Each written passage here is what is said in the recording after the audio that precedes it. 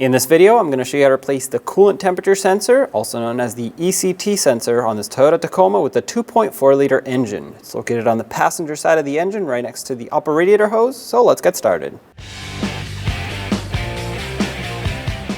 If you follow the upper radiator hose, you'll see that it leads you to the front of the engine on the passenger side. This right here is your coolant temperature sensor. To unplug it, press on the tab, pull it up.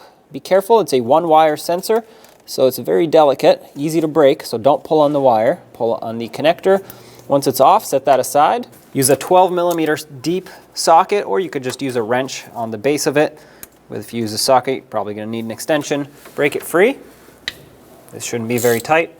Once you break it free, keep in mind that coolant will most likely leak out of here. There is obviously coolant behind the plug.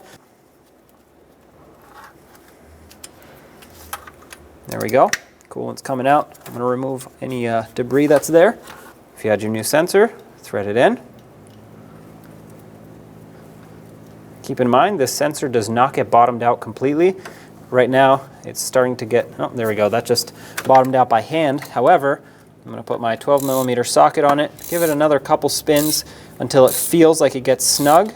Once it feels like it gets snug right about here, give it a little extra, at most a quarter turn.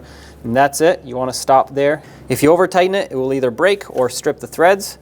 At this point, you can reconnect it, clean up any coolant that's spilt, and then turn on the vehicle and make sure that the new sensor is reading properly.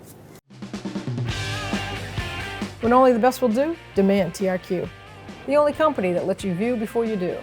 TRQ is committed to offering the highest quality aftermarket auto parts that are engineered for peace of mind.